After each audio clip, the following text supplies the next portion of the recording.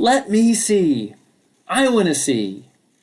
Among my brothers and me, that impassioned request always accompanied the hustle to get in the right position to see whatever we had come to experience. An animal at the zoo, a view from high up on a mountain, Santa Claus in the Christmas parade. It's almost as if whatever it was didn't exist unless we each had seen it for ourselves.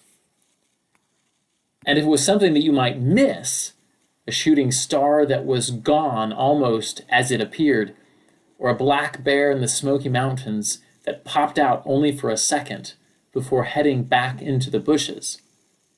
Well, the brothers who missed it always felt left out of some great surprise if we didn't each get our own glimpse of it.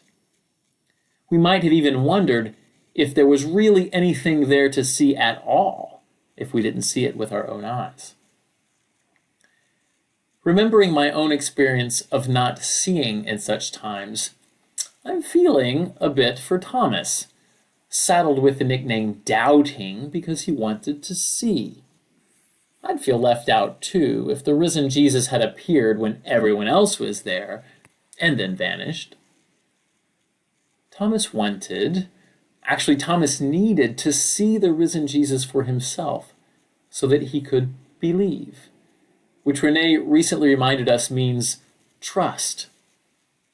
Thomas needed to see so that he could trust that this person was really the teacher he loved. And let's be honest, taking the word of others for something as surprising as Jesus' resurrection is a heavy lift. Blessed are those who have not seen and yet have come to believe, says Jesus, according to the Gospel of John, as if that is an easy thing. I know I resonate with Thomas. I need to see, or at least have an experience of my own to put my trust in Jesus. As far as I'm concerned, there was nothing wrong with Thomas. He just wanted to see for himself. Peter is trying to help his fellow Jews see Jesus as Peter does, offering them some proof from the Psalms for why Jesus was the Messiah, or the Son of David. Not that his proof is particularly convincing to his hearers. I suspect that at least one reason they didn't accept Peter's testimony is because they had not had that experience of Jesus that made them hungry to go looking for him in their tradition. The idea of a crucified and risen Messiah was so far from their expectations, a surprise to say the least, and probably an unwelcome one, that they had no reason to believe Peter. But there was nothing wrong with them. They just needed an experience of their own. They hadn't yet seen Jesus as Peter did, or perhaps they had been given another vision altogether. I guess what I am noticing in myself today is a resistance to the idea that Thomas or Peter's hearers were obstinate, that they were asking for something unreasonable, or that their lack of faith was their fault. Our Christian traditions insist, by and large, that faith in Jesus is a gift from God. We don't earn it. It's not a skill we develop. The fancy word for that gift is grace.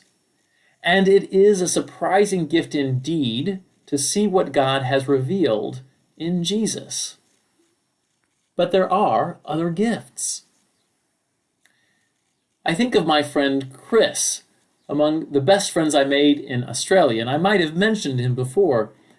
He is a robust atheist, and he has, to put it mildly, a fairly negative appraisal of religions in general.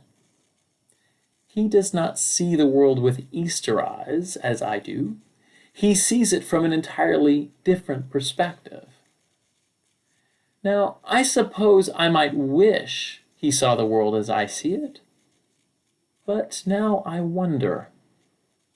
I have often been surprised that as he shares what he sees with me, my own Easter vision improves. His gift of seeing differently helps me ask questions of my own certainties and discourages me from offering easy answers to anyone else's questions, whether in the church or outside it. Not everyone sees as I do, and insisting that they should will likely lead to trouble. In fact, Christian insistence on everyone sharing faith in Jesus has led to a whole lot of trouble over time, as my friend rightly points out. Thomas doubted and needed to see for himself. There's nothing wrong with that. Peter's hearers saw things differently. There's nothing wrong with that either. My friend Chris doesn't believe in God. Not only is there nothing wrong with that, it has been a surprising gift to me. I imagine that we all have our own questions, our own doubts, our own need to see for ourselves. There's nothing wrong with that. In fact, it is a part of the Easter story that we tell. And we may be pleasantly surprised by what we discover when we let our own doubts and questions and needs to see unfold. After all, Jesus' friends were so surprised by Easter that they didn't even recognize Jesus until they saw those marks on his hands and his side and his feet that ended his life. However differently Chris and I see the world, we are both very likely to be surprised indeed at what lies beyond this life.